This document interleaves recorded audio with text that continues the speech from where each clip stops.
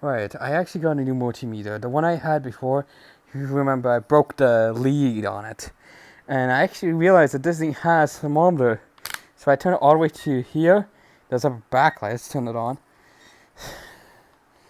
You can see it's only 80 degrees now, down out here.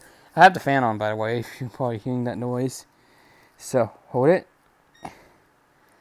Nice.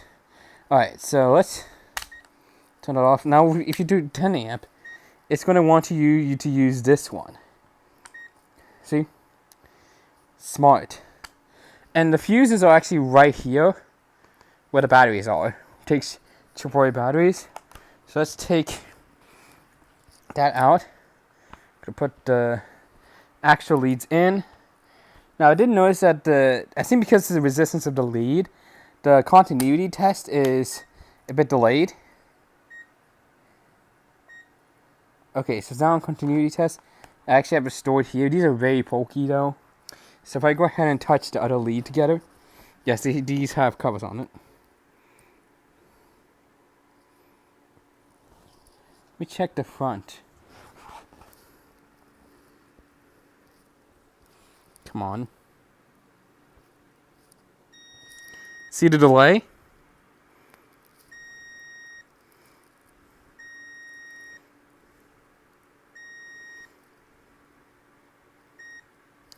You can see it is a bit delayed, but I don't think that's the multimeter itself. It's just the resistance of the leads.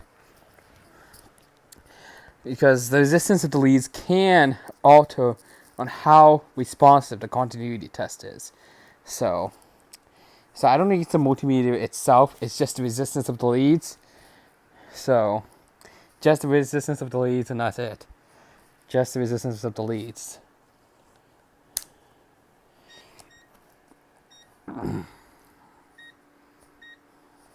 So do it again.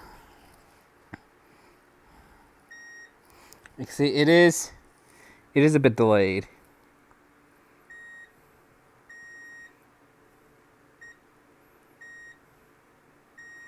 Yeah, it's a bit delayed, and I think that's just because the leads have a bit of a resistance. Because leads do have resistance, and can affect how responsive the continuity test is. So, but I'm not too mad about it. This thing was really, really expensive. It was like $60 when I got this. Really, really expensive, but it's a good tester by Klein Tools. So when you have it on here, so see open load, I think it's supposed to connect to the probe, technically.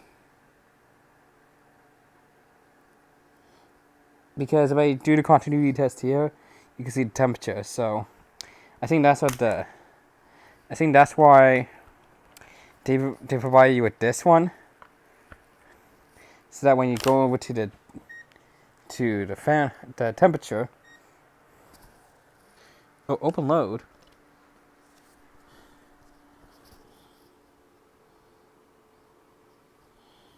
Ooh, that's not right. Okay, there we go. You can see it's measuring temperature. If I touch my laptop here, I'm not sure if it's actually accurate, but if I go ahead and close this and measure the bottom where the vents are.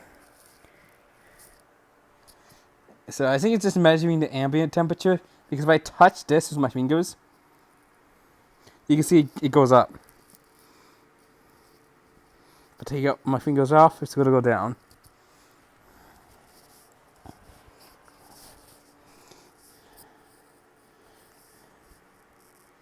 So this thing is actually really intuitive meter. Can definitely measure a lot of temperatures. So can even put it on my phone and it will come up as well. So if I do it to here, already it's beeping, because this thing's on a circuit, because this one's supposed to be a temperature probe. So it's not meant to test for leads. You need these. So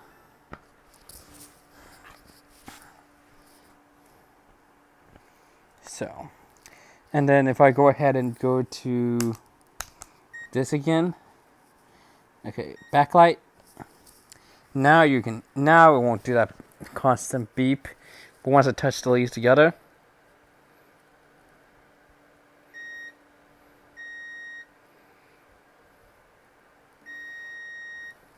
it does it.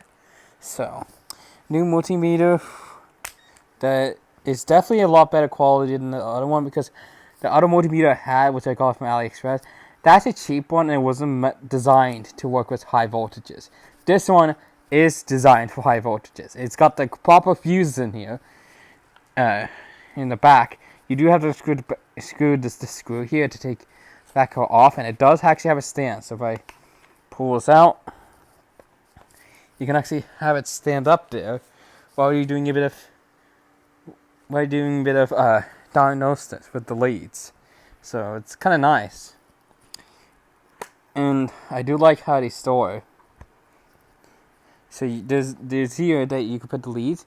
You do have to push it down a bit. You gotta push it down with a bit of force, but it goes in.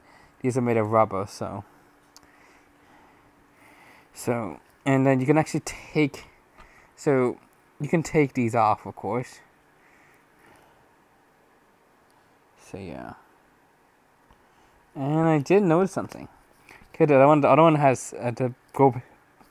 This one just has it like hidden. So it's and this is a good multimeter.